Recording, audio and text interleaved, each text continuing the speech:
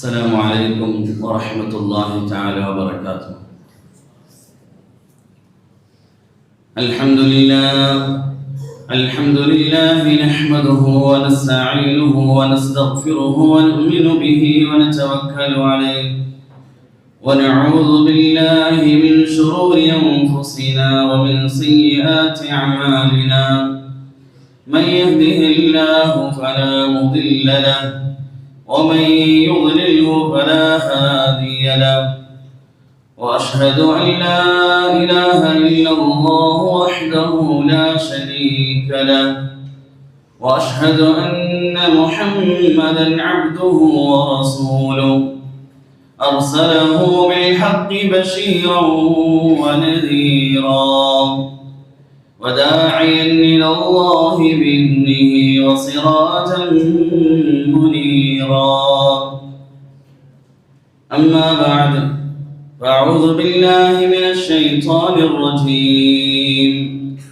بسم الله الرحمن الرحيم.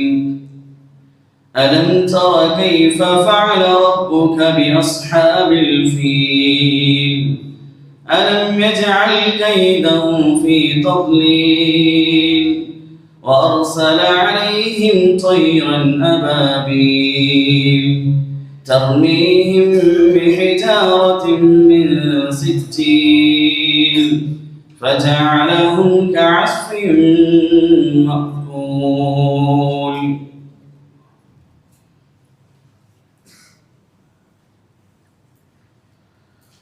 അല്ലാഹു സുബ്ഹാനഹു വ തആല നമ്മുടെ ജീവിതത്തിൽ വന്നുപോയ മുഴുവൻ പാപങ്ങളും പുറത്തുനിന്ന് അനുഗ്രഹിക്കുമാറാകട്ടെ. ബാക്കിയുള്ള ജീവിതം അള്ളാഹുവിനെ തൃപ്തിപ്പെടുത്തി ജീവിക്കുവാനും മരണപ്പെടുമ്പോൾ പരിശുദ്ധ കലിമ ചൊല്ലി മരണപ്പെടുവാനും അള്ളാഹു നമുക്കെല്ലാം തൗഫീഖ് നൽകി അനുഗ്രഹിക്കുമാറാകട്ടെ. ബഹുമാനമുള്ള മുഅ്മിനീങ്ങളെ, സഹോദരന്മാരെ, ഇന്ന് നമ്മൾ ജീവിക്കുന്ന ഈ ലോകത്ത് സ്വാർത്ഥരായ മനുഷ്യന്മാരുടെ എണ്ണം വർദ്ധിക്കുന്ന കാലഘട്ടമാണ്.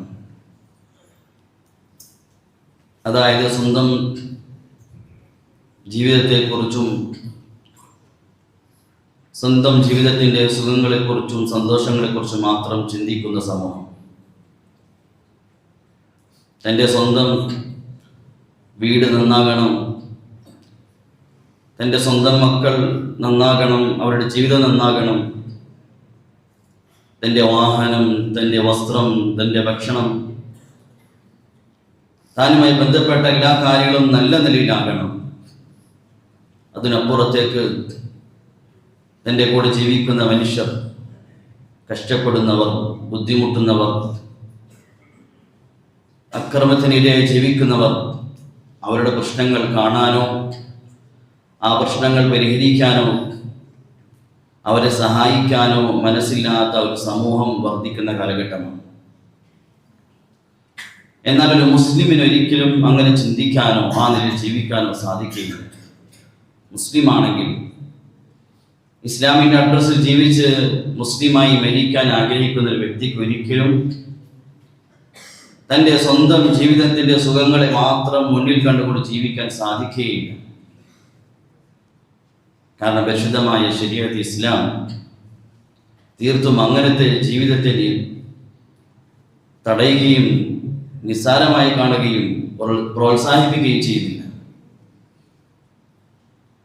എന്ന് മാത്രമല്ല, പരിശുദ്ധമായ ഇസ്ലാം നമ്മെ ചില ഹുക്കൂക്കുകൾ, കടമകളും പഠിപ്പിച്ചു.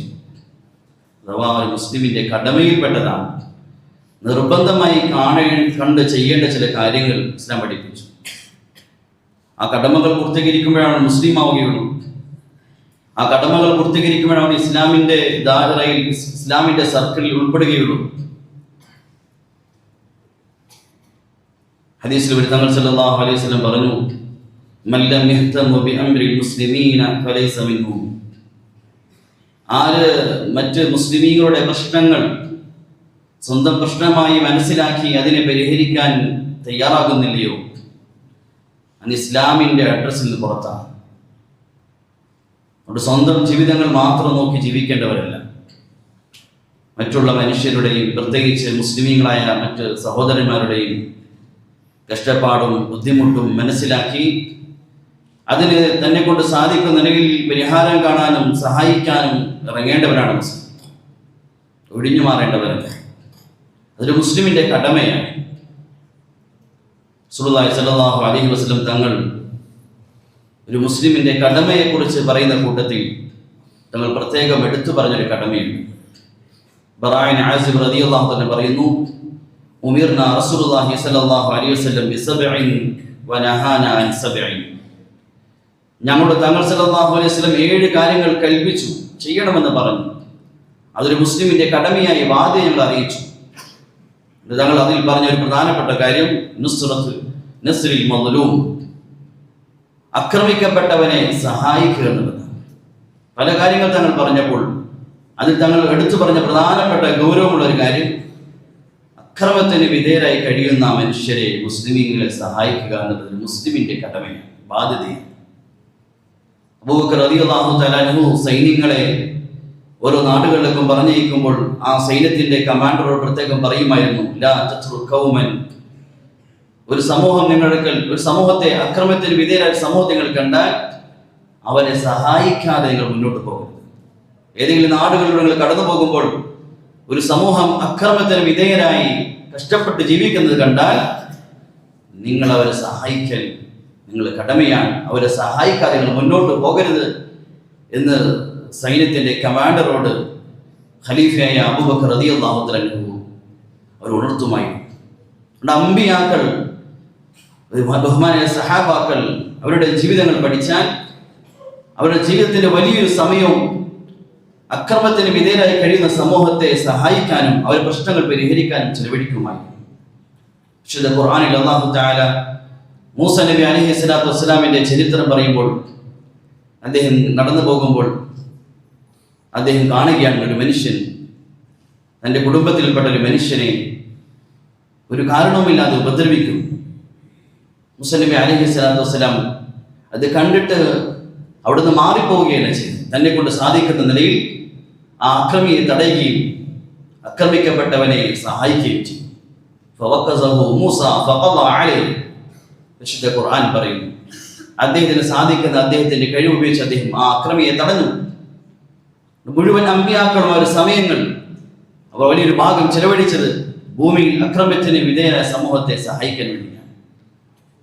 തങ്ങൾ സല്ലല്ലാഹു അലൈഹി വസല്ലമയുടെ നുബുവത്തിന്റെ തുടക്കത്തിൽ അതിനു മുമ്പ് തന്നെ തങ്ങളുടെ ജോലിയായിരുന്നു.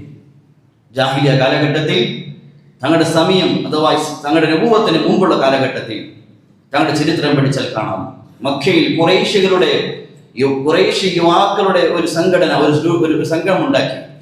അവരുടെ ജോലി തന്നെ ചരിത്രത്തിൽ കാണാം, അക്രമത്തിന് വിധേയ സമൂഹത്തെ സഹായിക്കുന്നതായിരുന്നു. അതിൽ നിബിധങ്ങളും ഉണ്ടായിരുന്നു. അതുകൊണ്ടാണ് ഖദീജ റളിയല്ലാഹു തആലയുടെ അടുക്കൽ വഹിയുടെ ആരംഭഘട്ടത്തിൽ പേടിച്ചു വന്നപ്പോൾ സമാധാനിപ്പിച്ചുകൊണ്ട് വല്ലാഹി ലാ യുസിക അല്ലാഹ്, താങ്കൾ ഒരിക്കലും അല്ലാഹു പാഴാക്കുകയില്ല, താങ്കൾ പേടിക്കേണ്ടതില്ല. ഇന്നക ലതഹ്മിലുൽ കല്ല, താങ്കൾ പാവങ്ങളെ ബുദ്ധിമുട്ടുന്നവരെ സഹായിക്കുന്നവൻ. നബിമാരുടെ ഉയർന്നൊരു ഗുണമായിരുന്നു ബുദ്ധിമുട്ടുന്നവരെ, കഷ്ടപ്പെടുന്നവരെ, ആക്രമിക്കപ്പെട്ടവരെ സഹായിക്കുക എന്നുള്ളത്. ഇമാം ഇബ്നു കസീർ റഹ്മത്തുള്ളാഹി തആല അലൈഹി അദ്ദേഹം എഴുതുന്നുണ്ട്, മക്കയിൽ ഒരു മനുഷ്യൻ വന്നു. അദ്ദേഹം പരിശുദ്ധ ഹറമിൽ വന്ന് അദ്ദേഹം ഉറക്കെ വിളിച്ചു പറഞ്ഞു, എന്നെ സഹായിക്കാൻ ആരാണുള്ളത്? ഞാൻ അബൂജഹലുമായി ഒരു കച്ചവടം നടത്തി, അദ്ദേഹം എന്റെ ആ പൈസ നൽകുന്നില്ല, അതുകൊണ്ട് എന്നെ സഹായിക്കാൻ ആരും തയ്യാറല്ല. മുശ്രിക്കീങ്ങളായ ചില ആളുകൾ ആ സമയത്ത് അദ്ദേഹത്തിന്റെ ശബ്ദം കേട്ട് അവർ പറഞ്ഞു, നിങ്ങളെ സഹായിക്കേണ്ട ആ മനുഷ്യന്റെ സാധിക്കുകയുള്ളൂ. സല്ലല്ലാഹു അലൈഹി വസല്ലം ഒരു ഭാഗത്തിരിക്കുന്നുണ്ടായിരുന്നു. തങ്ങളെ കാണിച്ചിട്ട് പറഞ്ഞു, നിങ്ങളെ സഹായിക്കാൻ ആ മനുഷ്യനെ, ആ ചെറുപ്പക്കാരനെ സാധിക്കും. അവർ ഉദ്ദേശിച്ചത് അബൂജഹലും നബിതങ്ങളും പരസ്പരം ശത്രുക്കളാണ് ഇസ്ലാമിന്റെ വിഷയത്തിൽ. നബിതങ്ങളുമായി ചെല്ലുമ്പോൾ തങ്ങളെ ഉപദ്രവിക്കും, അത് കാണാമെന്ന ആഗ്രഹത്തിലാണ് തങ്ങളെ കാണിച്ചു കൊടുത്തത്. ചരിത്രത്തിൽ കാണാം, തങ്ങൾ സല്ലല്ലാഹു അലൈഹി വസല്ലം ഈ മനുഷ്യൻ എന്ന് പറഞ്ഞു. തങ്ങൾ അദ്ദേഹത്തെ കൂട്ടി നേരെ അബൂജഹലിന്റെ അടുക്കൽ പോയി. അബൂജഹലിനോട് സംസാരിച്ചു, നിങ്ങൾ ഇദ്ദേഹത്തിന്റെ പൈസ കൊടുക്കാൻ കൊടുക്കും. അബൂജഹൽ തങ്ങൾ സല്ലല്ലാഹു അലൈഹി വസല്ലമയെ കണ്ട മാത്രമേ അദ്ദേഹത്തിന് മുഴുവൻ പൈസയും കൊടുത്ത് ആ ഓഹരി പൂർത്തീകരിക്കുകയും ചെയ്തു. നബി സല്ലല്ലാഹു അലൈഹി വസല്ലമയുടെ ജീവിതത്തിൽ തങ്ങൾ ആക്രമിക്കപ്പെട്ടവനെ സഹായിക്കൽ നബി തങ്ങൾ തന്റെ ജോലിയായി മനസ്സിലാക്കി. തങ്ങളെ കൊണ്ട് സാധിക്കുന്ന നിലയിൽ അതുകൊണ്ട് താരീഖിന്റെ കിതാബിൽ കാണാം, ഒരു മുസ്ലിമായ സ്ത്രീ മദീനയിലെ യഹൂദികളുടെ കമ്പോളത്തിൽ തന്റെ എന്തോ ചരക്കോ എന്തോ വസ്തു വിൽക്കാനോ വാങ്ങിക്കാനോ വേണ്ടി വന്നു. മുസ്ലിമായ സ്ത്രീയായിരുന്നു. യഹൂദിയായ കച്ചവടക്കാരൻ ആ സ്ത്രീയുടെ മുഖം വെളിവാക്കാൻ, തന്റെ ശരീരം ഔറത്തിനെ വെളിവാക്കാൻ കൽപ്പിച്ചു. ആ സ്ത്രീ വിസമ്മതം കാണിച്ചു. ആ യഹൂദിയായ കച്ചവടക്കാരൻ തന്ത്രപരമായി അവർ അറിയാതെ തന്നെ അവരുടെ വസ്ത്രം പരസ്പരം കെട്ടുകയും അവിടുന്ന് അവർ എണീക്കുന്ന സമയം അവരുടെ ഔറത്ത് വെളിവാവുകയും ചെയ്തു. ചരിത്രത്തിൽ കാണാം, ആ സ്ത്രീ ശബ്ദമുണ്ടാക്കി. ആ കമ്പോളത്തിൽ ഉണ്ടായിരുന്ന മുസ്ലിം ആ യഹൂദിയായ കച്ചവടക്കാരനെ ഉടൻ തന്നെ കൊല ചെയ്തു. കാരണം ഒരു മുസ്ലിമായ സ്ത്രീയെ അവർ അക്രമത്തിന് വിധേയരായി സഹായിക്കലിന്റെ കടമയാണ്. ഉടൻ തന്നെ ആ യഹൂദിയെ കൊല ചെയ്തു. യഹൂദികൾ കൂടി ഈ മുസ്ലിമിനെ കൊല ചെയ്തു. സല്ലല്ലാഹു അലൈഹി വസല്ലം വാർത്തയെത്തി. പിന്നെ അവിടെ നിന്നാണ് ബനൂ ഖൈനുഖ എന്ന് പറയുന്ന ഒരു യുദ്ധം ആരംഭിക്കുന്നത്. ഒരു സ്ത്രീയെ ആക്രമിച്ചപ്പോൾ ഒരു മുസ്ലിം അതിനെ സഹായിച്ചു. അക്രമത്തിന് വിധേയ ഒരു സ്ത്രീയെ സഹായിച്ചു. പിന്നെ അവിടെ നിന്നാണ് ബനൂ ഖൈനുഖ എന്ന് പറയുന്ന യുദ്ധം ആരംഭിക്കുന്നത്. മുസ്ലിമീങ്ങളുടെ സ്വഭാവമാണ്, ഗുണമാണ്, മുസ്ലിമീങ്ങളുടെ നന്മയാണ്. എവിടെ അക്രമം നടക്കുന്നോ അക്രമം ഇല്ലാതാക്കണം. എവിടെ ആക്രമിക്കപ്പെടുന്ന മനുഷ്യരുണ്ടോ അവരെ സഹായിക്കണം. ഇത് അമ്പിയാക്കളുടെ ഗുണമായിരുന്നു, ഇത് സഹാബാക്കളുടെ ഗുണമായിരുന്നു. ഇത് മുഴുവൻ മുഅ്മിനീകളും ഉണ്ടായിരിക്കേണ്ട ഒരു ഉയർന്ന ഗുണമാണ്. ഒരു മുസ്ലിം ഒരിക്കലും എവിടെയെങ്കിലും മറ്റൊരു മുസ്ലിമിനെ ആക്രമിക്കപ്പെടുമ്പോൾ അതിനെ ശ്രദ്ധിക്കാതെ, അതിൽ വേദനയില്ലാതെ, അതിൽ ചിന്തയില്ലാതെ കഴിഞ്ഞുകൊടുക്കുക ഒരു മുസ്ലിമിന് സാധിക്കില്ല. തങ്ങൾ സല്ലല്ലാഹു അലൈഹി വസല്ലം പറഞ്ഞു, ഉൻസുർ അഖാക ളാലിമൻ ഔ മദ്ലൂമ. നിന്റെ സഹോദരൻ, മുസ്ലിമായ സഹോദരൻ, അത് ളാലിമാകട്ടെ മദ്ലൂമാകട്ടെ, അക്രമിയാകട്ടെ ആക്രമിക്കപ്പെട്ടവനാകട്ടെ, രണ്ടു കൂട്ടരെയും സഹായിക്കണം. സഹാബാക്കൾ ചോദിച്ചു, ആക്രമിക്കപ്പെട്ടവനെ സഹായിക്കണം, ഞങ്ങൾക്ക് മനസ്സിലായി. പക്ഷെ അക്രമിയെ ഞങ്ങൾ എങ്ങനെ സഹായിക്കണം? ളാലിമായ മനുഷ്യനെ എങ്ങനെ സഹായിക്കണം? തങ്ങൾ പറഞ്ഞു, അവനെ ആ അക്രമത്തിൽ നിന്ന് തടയണം, അത് അവനെ സഹായിക്കണം. നബി സല്ലല്ലാഹു അലൈഹി വസല്ലം ഉമ്മത്തിനെ പ്രേരിപ്പിച്ച കാര്യമാണ്. എവിടെയെല്ലാം എന്തെല്ലാം അക്രമങ്ങൾ നടക്കുന്നു അതിനെ തടയണം. എവിടെയെല്ലാം മുസ്ലിമീങ്ങൾ അക്രമത്തിന് വിധേയരായി കഴിയുന്നു ആ മുസ്ലിമീങ്ങളെ സഹായിക്കണം. തങ്ങൾ അതിന്റെ മഹത്വവും പ്രതിഫലവും അറിയിച്ചു. ഒരു മുസ്ലിമിന്റെ അഭിമാനമോ സമ്പത്തോ അനർഹമായി അപഹരിക്കുമ്പോൾ അവിടെ ഒരു മുസ്ലിമിനെ സഹായിക്കാൻ സാധിക്കുമെങ്കിൽ അവൻ സഹായിച്ചാൽ നാളെ ആഖിറത്തിൽ അവൻ ഏറ്റവും സഹായം ആവശ്യമായ ഘട്ടത്തിൽ അല്ലാഹു അവനെ സഹായിക്കുന്നതാണ്.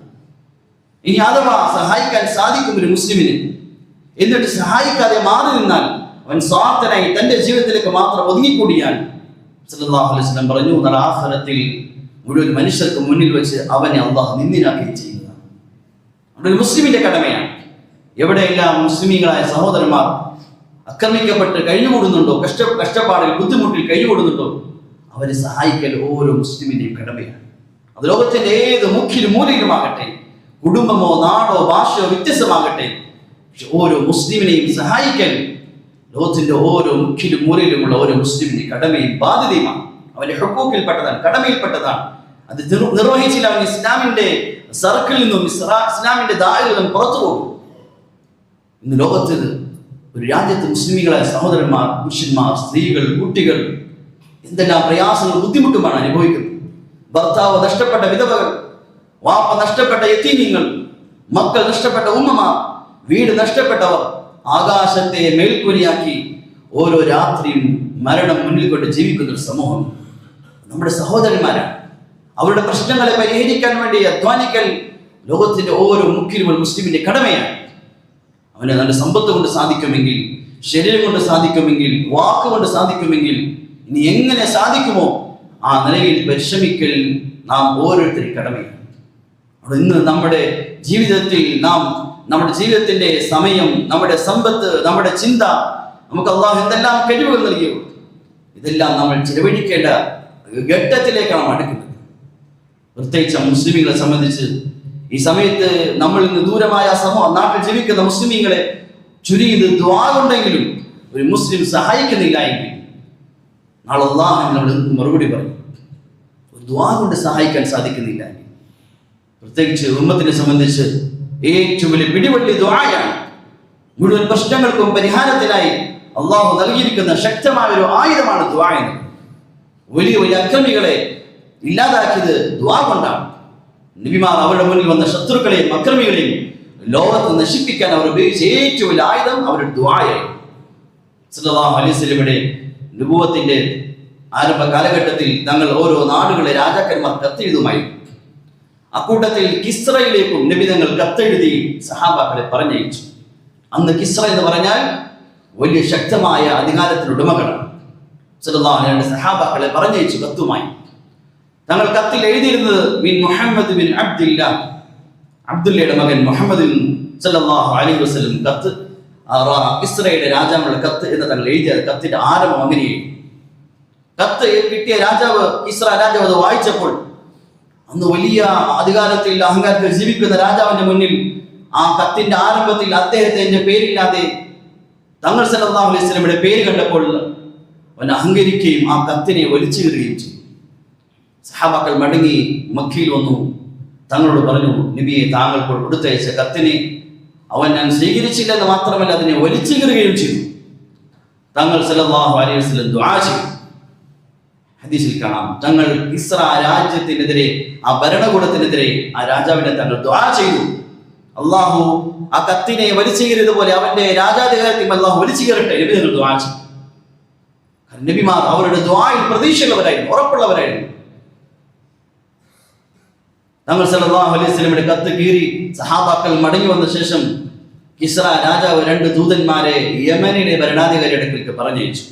യമൻ കിസ്രയുടെ കീഴിലാണ്, മക്കയുമായി അടുത്ത സ്ഥലമാണ്.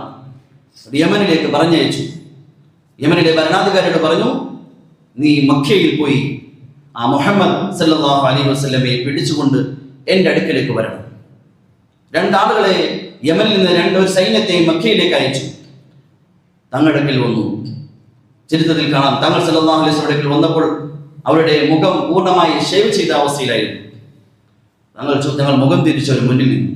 ചോദിച്ചു, നിങ്ങളോട് ആരാണ് ഇങ്ങനെ മുഖത്തെ താടി വെടിച്ചു കളയാൻ പറഞ്ഞത്? ഞങ്ങളുടെ രാജാവ്, ഞങ്ങളുടെ നേതാവിന്റെ കൽപ്പനയാണ്. സല്ലല്ലാഹു അലൈഹി വസല്ലം പറഞ്ഞു, എൻ്റെ റബ്ബ് കൽപ്പിച്ചത് താടി നീട്ടി വളർത്തുവാനും മീശ വെട്ടുവാനുമാണ്. മുസ്ലിം ഉമ്മത്ത് ഇന്ന് ആരുടെ മാർഗമാണ് സ്വീകരിക്കുന്നത്? മുസ്ലിം ഉമ്മത്ത് തങ്ങളുടെ വാക്കിന് നേരെ വിരുദ്ധമായി പ്രവർത്തിക്കുന്നു. തങ്ങൾ സല്ലല്ലാഹു അലൈഹി വസല്ലം നിങ്ങൾ എന്നിട്ട് നാളെ വരാൻ പറഞ്ഞു 2 ദൂതന്മാരോട്. പിറ്റേ ദിവസം 2 പേരും വന്നു. തങ്ങൾ സല്ലല്ലാഹു അലൈഹി വസല്ലം പിറ്റേ ദിവസം വന്നപ്പോൾ പറഞ്ഞു, ഇന്ന റബ്ബി ഖതല റബ്ബഹു, എൻ്റെ റബ്ബ് നിങ്ങളുടെ നേതാവിനെ കൊന്നുകളഞ്ഞു. അവർ ചോദിച്ചു, നിങ്ങൾ എന്താണ് ഈ പറയുന്നത്? അഥവാ കിസ്ര നശിച്ചു, അവൻ ചത്തു എന്നാണ് ഞങ്ങൾ പറഞ്ഞത്. നിങ്ങൾ എന്താണ് പറയുന്നത്? 2 പേരും മടങ്ങി യമനിലെത്തി. യമനിലെ ഭരണാധികാരിയോട് പറഞ്ഞു, അദ്ദേഹം ഇങ്ങനെയാണ് പറഞ്ഞത്. ആ ഡേറ്റ്, ആ തീയതി ഒന്ന് ഓർമ്മ വയ്ക്കാൻ പറഞ്ഞു. അദ്ദേഹം പറഞ്ഞ ദിവസം കുറച്ച് കഴിഞ്ഞപ്പോൾ തന്നെ കിസ്ര രാജാവിന്റെ മകന്റെ കുറച്ച് ദിവസങ്ങൾ കഴിഞ്ഞപ്പോൾ കത്ത് എത്തി, ഞാൻ എൻ്റെ വാപ്പയെ കൊന്നു, ഇനി നിങ്ങൾ എന്നെ അനുസരിച്ച് ജീവിക്കണം. നബി തങ്ങൾ ദുആ ചെയ്ത അതേ ദുആ ഉടനെ ഫലിച്ചു. അല്ലാഹു തആല തന്റെ സ്വന്തം മകനെ കൊണ്ട് നബി തങ്ങളുടെ ദഅവത്ത് എത്തിയപ്പോൾ കത്ത് കീറിയ രാജാവിനെ സ്വന്തം മകനെ കൊണ്ട് അല്ലാഹു തആല കൊല്ലിച്ചു. നബിമാർ ശത്രുക്കൾക്ക് ഉപയോഗിച്ച ഏറ്റവും വലിയ ആയുധമാണ് ദുആ. എത്രയോ അക്രമികൾ ഇല്ലാതായി ഭൂമിയിൽ ദുആ കൊണ്ട്. ഹജ്ജാജ് ബിൻ യൂസുഫ് വലിയ അക്രമിയായിരുന്നു. അദ്ദേഹം അവസാനം കൊല ചെയ്ത സഈദ് ഇബ്നു ജുബൈർ എന്ന വലിയ താബിയായ മഹാനാണ്. അദ്ദേഹം മരണപ്പെടുന്നത് ദുആ ചെയ്തു, അല്ലാഹുമ്മ ലാ തുസല്ലിൽ ഹജ്ജാജ് അലാ അഹദിൻ ബഅദി, അല്ലാഹു ഈ ഹജ്ജാജിന് ഇനി എൻ്റെ ഷഹാദത്തിന് ശേഷം ഒരാളെ കൊല ചെയ്യാനുള്ള അവസരം കൊടുക്കരുത്. 15 ദിവസം കഴിഞ്ഞപ്പോൾ രോഗം ബാധിച്ചു. വെറും 15 ദിവസം കഴിഞ്ഞപ്പോൾ ചരിത്രത്തിൽ കാണാം, വയറിന് രോഗം ബാധിച്ച് അവൻ അട്ടഹസിച്ച് ദുനിയാവിനെ വിട പറയുകയുണ്ടായി. അബു ജാഫർ മൻസൂർ രാജാവിന്റെ ചരിത്രത്തിൽ കാണാം. സുഫിയാൻ അസ്-സൗരി റഹ്മത്തുള്ളാഹി തആല അലൈഹിക്കെതിരെ പുറപ്പെട്ടു സൈന്യമായി. സുഫിയാൻ അസ്-സൗരി റഹ്മത്തുള്ളാഹി കഅബയുടെ കില്ല് പിടിച്ച് ദുആ ചെയ്തു, അല്ലാഹുവേ, അബൂ ജാഫറിനെയും സുഫിയാൻ അസ്-സൗരിയെയും നിന്റെ കഅബയിൽ ഒരുമിച്ച് കൂട്ടരുത്. അദ്ദേഹം ദുആ ചെയ്തു. സൈന്യവും രാജാവും എവിടെ എത്തിയോ അവിടെ മരണപ്പെടുകയും. ഇസ്ലാമിന്റെ ചരിത്രം അങ്ങനെ തന്നെയാണ്. അക്രമികൾക്കെതിരെ ഉപയോഗിച്ച ഏറ്റവും വലിയ ആയുധം ദുആയാണ്. അതുകൊണ്ട് പ്രതിസന്ധികൾ, പ്രതിബന്ധങ്ങൾ, പ്രശ്നങ്ങൾ കാണുമ്പോൾ നാം നിരാശപ്പെടേണ്ടതില്ല. നമുക്കൊരു ഉടമസ്ഥനുണ്ട്. അവന്റെ കുതിരത്ത് ഏറ്റവും വലുതാണ്, അവന്റെ സൈന്യം ഏറ്റവും ശക്തമാണ്, അവന്റെ തന്ത്രം ഏറ്റവും വലുതാണ്. അള്ളാഹു തീരുമാനിച്ചാൽ അവന്റെ തീരുമാനങ്ങൾ തടയാൻ ലോകത്തൊരു ശക്തിക്കും സാധിക്കുകയില്ല. അവനെ അശക്തമാക്കുന്ന ഒരു സൈന്യവുമില്ല, ഒരു അധികാരവുമില്ല, ഒരു സമ്പത്തുമില്ല, ഒരു വസ്തുവുമില്ല. അള്ളാഹുവിനെ അശക്തമാക്കുന്ന ഒന്നുമില്ല. അവൻ എല്ലാ ഖുദ്റത്തിന്റെയും കഴിവിന്റെയും എല്ലാ ശക്തിയുടെ മുകളിൽ കഴിവുള്ളവനാണ്. അല്ലാഹു തആല സൂറത്തുൽ ഫീലിൽ കൂടി സല്ലല്ലാഹു അലൈഹി വസല്ലമക്ക് വലിയ ബുദ്ധിമുട്ടും പ്രതിസന്ധികളും പ്രശ്നങ്ങളും ശത്രുക്കളും ഉപദ്രവങ്ങളും വർദ്ധിച്ചപ്പോൾ അള്ളാഹു ഇറക്കിയ സൂറത്താണ്, ചെറിയൊരു സൂറത്താണ് സൂറത്തുൽ ഫീൽ. അല്ലാഹു തആല സല്ലല്ലാഹു അലൈഹി വസല്ലമയുടെ ജനനത്തിന് ഏകദേശം 50 ദിവസം നടന്നൊരു സംഭവമാണ് അബ്രഹത്തിന്റെ പട്ടാളത്തിന്റെ നാശം. അല്ലാഹു തആല ആ ചെറിയ സൂറത്തിൽ കൂടി നബി തങ്ങളെ കേൾപ്പിക്കുകയാണ്. യമനിലെ ഒരു ഭരണാധികാരിയായിരുന്നു അബ്രഹാം, വലിയൊരു ഭരണാധികാരി. അവൻ അവിടെ ഒരു കനീസ ഉണ്ടാക്കി, ഒരു ദേവാലയം, ക്രിസ്ത്യൻ മതത്തിന്റെ ദേവാലയം. അതിന്റെ ലക്ഷ്യം ഇതായിരുന്നു, അറബികളെല്ലാം, യമനിലുള്ള അറബികളെല്ലാം അവർ അന്നത്തെ കാലഘട്ടത്തിൽ ഹജ്ജിന് വേണ്ടി കാബയിലേക്ക് മക്കയിലേക്ക് പോകുമായിരുന്നു. ജനങ്ങളെല്ലാം ഇനി മക്കയിലേക്ക് പോകാതെ യമനിൽ തന്നെ ഞാൻ പണിയുന്ന ഈ ദേവാലയത്തിൽ വന്ന് ആരാധിക്കണം. ആ ലക്ഷ്യത്തിൽ വലിയ ഒരു ദേവാലയം ഉണ്ടാക്കി. ചരിത്രത്തിൽ കാണാൻ, താഴെ നോക്കിയാൽ മുകൾ ഭാഗം കാണാൻ പറ്റാത്ത അവസ്ഥയിൽ അന്ന് വലിയൊരു ദേവാലയം ഉണ്ടാക്കി. അറബികൾ ഇതറിഞ്ഞപ്പോൾ രാജാവ് വിളംബരവും ചെയ്തു, ഇനി യമനിൽ നിന്നും ഒരാളും മക്കയിലേക്ക് പോകരുത്, ഇവിടെ തന്നെ ഈ സ്ഥലത്ത് തന്നെ വരണം.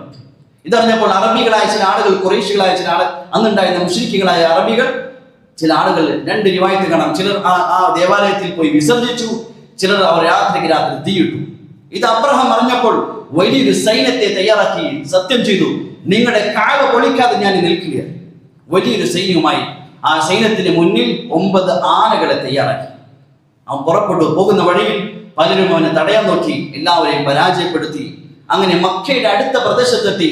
അവിടെ ചരിത്രത്തിൽ കാണാം, അബ്ദുൽ മുത്തലിബിന്റെയും ഖുറൈശികളെല്ലാം ഒട്ടകങ്ങൾ മേഞ്ഞടക്കുന്ന സ്ഥലമായിരുന്നു.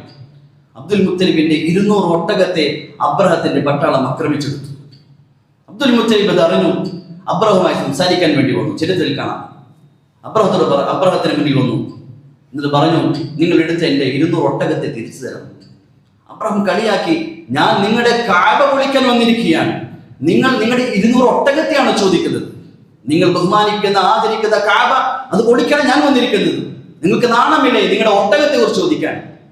അദ്ദേഹം പറഞ്ഞു, അബ്ദുൽ മുത്തലിബ് പറഞ്ഞു, ഒട്ടകത്തിന്റെ ഉടമ ഞാനാണ്, കാബയുടെ ഉടമ ഞാനല്ല, അതിന്റെ ഉടമ അല്ലാഹുവാണ്. ആ കാബയെ അവൻ സംരക്ഷിച്ചുകൊള്ളും, എനിക്ക് എന്റെ ഒട്ടകം തിരിച്ചു കിട്ടിയാലും മതി. ചരിത്രത്തിൽ കാണാം, അബ്ദുൽ മുത്തലിബ് ഒട്ടകമായി മടങ്ങി വന്നു, കാബയുടെ വാതിൽക്കൽ ദുആ ചെയ്തു, അല്ലാഹു ഞങ്ങളെ കൊണ്ട് സാധിക്കുകയില്ല ഈ പട്ടാളം ഏറ്റുമുട്ടാൻ, നിന്നെ കൊണ്ട് സാധിക്കുകയുള്ളൂ, നീ നിന്റെ ഭവനത്തെ സംരക്ഷിക്കണം. എന്നിട്ട് മക്കയിൽ ജീവിക്കുന്ന മുഴുവൻ ഖുറൈശികളോട് പറഞ്ഞു, നിങ്ങൾ മക്കയിൽ നിന്ന് മലപ്രദേശത്തേക്ക് മാറിക്കൊള്ളി, കാരണം തീർച്ചയാണ് അള്ളാഹുവിന്റെ അദാബ് ഇറങ്ങുന്നത്. ചരിത്രത്തിൽ കാണാം, അബ്രഹത്തിന്റെ പട്ടാളം പുറപ്പെടാൻ പിറ്റേ ദിവസം പ്രഭാതത്തിൽ തയ്യാറായി. പക്ഷെ അല്ലാഹു തആലയുടെ കൽപ്പന വന്നു, ആനകൾ മക്കയിലേക്ക് മാത്രം പുറപ്പെടുന്നില്ല, ബാക്കി എങ്ങോട്ടും തയ്യാറാകുന്നു. അള്ളാഹുവിന്റെ കൽപ്പന വന്നു. കുറച്ച് കഴിഞ്ഞപ്പോൾ സമുദ്ര തീരത്തു നിന്നും ഒരു പക്ഷിക്കൂട്ടം വന്നു. ഹദീസിൽ കാണാം, ചരിത്രത്തിൽ കാണാം, പ്രാവിനേക്കാൾ ചെറിയ പക്ഷികൾ. ഓരോ പക്ഷിയുടെ പക്കലും 3 കല്ലുകൾ, ഒരു കല്ല് അതിന്റെ ചുണ്ടിൽ, 2 കല്ലുകൾ അതിന്റെ കാലുകളുമായി വന്നു. ഓരോ സൈന്യത്തിന്റെ ഓരോരുത്തരും മുകളിൽ ആ കല്ലുകൾ ഇട്ടു. ഓരോരുത്തരും അതിട്ടപ്പോൾ അതുകൊണ്ടുണ്ടായ ബുദ്ധിമുട്ടുകൊണ്ട് ഓടുന്ന വഴിയിൽ പല വഴിയിലും ശരീരങ്ങൾ മുറിഞ്ഞു വീണും മരണപ്പെട്ടു.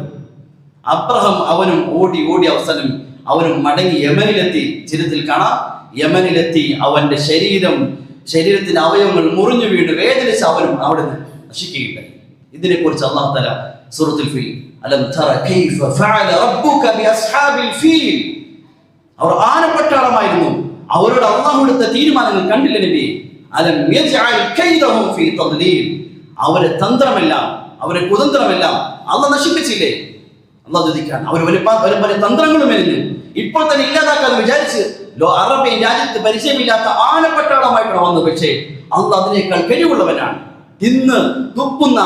തിന്ന് കൈ തുപ്പുന്ന വൈക്കോൽ പോലെ അവരല്ലാക്കിയില്ല. അല്ലാഹു ചോദിക്കാൻ, ഇതല്ലാഹു ഈ സൂറത്ത് ഇറക്കിയത് നബിതങ്ങളുടെ മുന്നിൽ വലിയ പ്രശ്നങ്ങളും പ്രതിസന്ധികളും ശത്രുക്കൾ ആക്രമണങ്ങളും വന്നപ്പോഴാണ്. അതുകൊണ്ട് ഇന്നും ഈ കാലഘട്ടത്തിലും മുസ്ലിം ഉമ്മത്ത് ഒരിക്കലും നിരാശപ്പെടേണ്ട ആവശ്യമില്ല. ഏത് പ്രതിസന്ധിയിലും ബുദ്ധിമുട്ടിലും ശത്രുക്കൾ അക്രമത്തിലും നാം നിരാശപ്പെടേണ്ടതില്ല, നാം ചിന്തിക്കേണ്ടതില്ല, എന്ത് അള്ളാഹു സഹായിക്കാത്തെ, അള്ളാഹുവിന് സാധിക്കില്ലേ? നിരാശ കുഫ്റാണ്. നാം ഖതാദ റഹ്മത്തുള്ളാഹി പറയുന്നുണ്ട്, നിരാശ എന്നുള്ളത് വൻ പാപങ്ങളിൽപ്പെട്ടതാണ്. ഖുർത്തുബി റഹ്മത്തുള്ളാഹി പറയുന്നു, ഒരാൾ നിരാശപ്പെട്ടാൽ, അള്ളാഹുവിൽ നിന്ന് ഒരാൾ നിരാശപ്പെട്ടാൽ പരിശുദ്ധ ഖുർആനെ നിഷേധിക്കില്ല, ഒരു മുസ്ലിമിന് ഒരിക്കലും ഉണ്ടാവുകയില്ല. മുഹമ്മദ് ബിൻ ഹംബൽ റഹ്മത്തുള്ളാഹി കാലഘട്ടത്തിൽ വലിയ ഫിത്നയുടെ കാലഘട്ടം. ചില ആളുകൾ പറഞ്ഞു, ബാത്തിൽ അത് വർദ്ധിച്ചു പോയി, വ്യാപിച്ചു പോയി, ഇനി ഹക്കിന്റെ ആളുകൾക്ക് വിധിക്കാൻ സാധിക്കില്ല. അദ്ദേഹം പറഞ്ഞു, നിങ്ങൾ ഒരിക്കലും അത് പറയരുത്. ഹക്കിന്റെ ആളുകൾ ജീവിച്ചിരിക്കുമ്പോൾ അത് കുറച്ചാണെങ്കിൽ പോലും ഒരിക്കലും പറയരുത്. അള്ളാഹു ഉടനെ വിജയം നൽകുന്നതാണ്. ഹദീസിൽ വരുന്നു, ആരെങ്കിലും ജനങ്ങളെല്ലാം നശിച്ചു എന്നാണ് പറഞ്ഞാൽ ആ പറയുന്നവനാണ് ജനങ്ങളെ നശിപ്പിച്ചവൻ. അങ്ങനത്തെ ഒരു വാക്ക് പറയാനേ പാടില്ല. നിരാശയുടെ വാക്ക് ഒരു മുസ്ലിം ഏത് പ്രതിസന്ധിയിലും പറയാൻ പാടില്ല. കാരണം ആ പ്രശ്നങ്ങൾ പരിഹരിക്കാൻ, ഏറ്റവും വലിയ പ്രതിസന്ധിയിലും ആ പ്രശ്നങ്ങൾ പരിഹരിക്കാൻ സാധിക്കുന്നതിന് അല്ലാഹു ഉള്ളപ്പോൾ പിന്നെന്തിനാണ് നിരാശപ്പെടുന്നത്? അതുകൊണ്ട് നമ്മുടെ കടമയാണ് നിരാശ ഒരു മുസ്ലിം ഉണ്ടാവുകയില്ല. എന്ത് പ്രതിസന്ധി വന്നാലും അല്ലാഹുവിലേക്ക് തിരിയും. നമ്മുടെ പ്രശ്നങ്ങൾ പരിഹരിക്കാനുള്ള വഴി നമുക്ക് അല്ലാഹു നൽകിയ ആയുധമാണ് ദുആ എന്നത്. അതുകൊണ്ട് നമ്മുടെ സഹോദരന്മാർ, ബുദ്ധിമുട്ടുന്നവർ, ആക്രമിക്കപ്പെട്ട് കഴിഞ്ഞുകൂടുന്നവർ, അക്രമത്തെ വിധേയ സമൂഹം കഴിഞ്ഞുകൂടുമ്പോൾ വീടില്ലാതെ യതീമീങ്ങളായി, വിധവകളായി, വാപ്പ നഷ്ടപ്പെട്ട്, ഉമ്മ നഷ്ടപ്പെട്ട്, മക്കൾ നഷ്ടപ്പെട്ട്, പട്ടിണി കിടന്ന് ഒന്നുമില്ലാതെ കഴിഞ്ഞുകൂടുന്ന സമൂഹത്തിന് വേണ്ടി സഹായമായി നമുക്ക് ഇന്ന് ചെയ്യാൻ പറ്റുന്ന ഒരു ആയുധമാണ് ദുആ എന്നത്. നമ്മുടെ സമയം അതിനുവേണ്ടി കണ്ടെത്തണം. 2, അവരെ സഹായിക്കുന്ന എല്ലാ മാർഗങ്ങളും തടയണം. ഇന്ന് അക്രമത്തിനെതിരെ ആ സമൂഹത്തെ സഹായിക്കുന്നില്ല എന്ന് മാത്രമല്ല, പലപ്പോഴും മുസ്ലിമീങ്ങൾ അക്രമികളെയാണ് സഹായിക്കുന്നത്. അവരുടെ സാധനങ്ങൾ വാങ്ങിച്ച് അവർക്ക് സമ്പത്ത് നൽകി അക്രമികളെ സഹായിക്കുകയാണ്. സുഫിയാൻ റഹ്മത്തുള്ളാഹി തആല അടുക്കൽ ചോദിച്ചു, ഞാൻ അക്രമിയായ രാജാവിന് വസ്ത്രം നെയ്തു കൊടുക്കുന്ന ആളാണ്, അതുകൊണ്ട് ഞാൻ അക്രമിയെ സഹായിച്ചവനാകുമോ? അക്രമിയായ രാജാവിന് വസ്ത്രം തയ്ച്ചു കൊടുക്കുന്ന ഒരാളാണ്, ഞാൻ അക്രമിയെ സഹായിച്ച വ്യക്തിയാകുമോ? അദ്ദേഹം പറഞ്ഞു, സഹായിച്ച വ്യക്തിയല്ല, നീ തന്നെ അക്രമിയാണ്. അക്രമിയെ സഹായിച്ചവൻ നിനക്ക് നൂലും സൂചിയും നൽകുന്നവൻ. സത്യത്തിൽ നമ്മൾ ഓരോരുത്തരും സത്യത്തിൽ അക്രമിക്കപ്പെട്ടവരെ സഹായിക്കുന്നില്ല എന്ന് മാത്രമല്ല, അക്രമികളെ സഹായിക്കുന്നവരാണ്. അവരുടെ പ്രൊഡക്റ്റും അവരുടെ വസ്തുക്കൾ വാങ്ങിച്ച് അതിന്റെ രുചിയിൽ രസിച്ച് നാം അത് വാങ്ങിച്ച് ഉപയോഗിച്ച് സമ്പത്ത് വയ്ക്കുകയാണ്.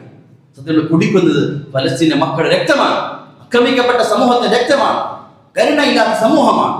അതുകൊണ്ട് നമ്മുടെ ജീവിതത്തിൽ നമ്മൾ രണ്ടാമത്തെ ദുആയാണെങ്കിൽ, രണ്ടാമത്തെ കാര്യം അവർക്ക് സഹായകത്തുന്ന നിലയിലുള്ള മുഴുവൻ വസ്തുക്കളും ജീവിതത്തിൽ ഒഴിവാക്കുക. ചിലപ്പോൾ നല്ല ക്വാളിറ്റി, നല്ല ഫിനിഷിംഗ്, നല്ല ടേസ്റ്റ് ഇതെല്ലാം ലഭിക്കുന്നതായിരിക്കും, ജീവിതത്തിൽ ശീലിച്ചതായിരിക്കും.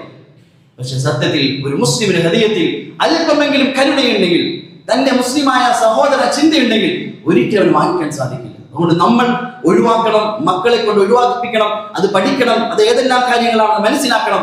അതിനുവേണ്ടി നമ്മൾ പഠിക്കണം, മക്കളെ ശീലിപ്പിക്കണം. അങ്ങനെ ഒരു നിലയ്ക്കും ഒരു അക്രമിയെ സഹായിക്കുന്ന ഒരു പ്രവൃത്തി നമ്മൾ ഉണ്ടാകാൻ പാടില്ല. സുഫിയാൻ റഹ്മത്തുള്ളാഹി തആല ഈ അക്രമികളായ രാജാക്കന്മാർക്ക് ഈ വഴിയിലൂടെ കടന്നു പോകുമ്പോൾ അദ്ദേഹം മുഖം തിരിച്ച് ഭിത്തിയിലേക്ക് തിരിഞ്ഞു നിൽക്കുമായിരുന്നു. അദ്ദേഹം പറയുമായിരുന്നു, അവരെ നോക്കൽ തന്നെ അള്ളാഹുവിന്റെ ശാപം ഇറങ്ങാൻ കാരണമായി. എന്നാൽ ഇന്ന് നമ്മൾ നേരിട്ട് അവരുടെ പ്രൊഡക്റ്റ് വാങ്ങിച്ച് കഴിക്കുകയും കുടിക്കുകയും ചെയ്യുമ്പോൾ നേരിട്ട് അക്രമികളെ സഹായിക്കുകയാണെങ്കിൽ നാളെ ആഖിറത്തിൽ ഏത് സഫീലായിരിക്കും? ആക്രമിക്കപ്പെട്ടവരെ കൂട്ടത്തിലായിരിക്കുമോ, അക്രമിയുടെ കൂട്ടത്തിലായിരിക്കുമോ? അതുകൊണ്ട് 1 ദുആ ചെയ്യലാണെങ്കിൽ, 2 അങ്ങനെയുള്ള വസ്തുക്കൾ ജീവിതത്തിൽ ഒഴിവാക്കി ശീലിക്കലാണ്. അല്ലാഹു തആല കാര്യങ്ങൾ മനസ്സിലാക്കി അമൽ ചെയ്ത് തൗഫീഖ് ചെയ്യുമാറാകട്ടെ. വാഖിറു ദുആഇൽ അൽഹംദുലില്ലാഹി റബ്ബിൽ ആലമീൻ.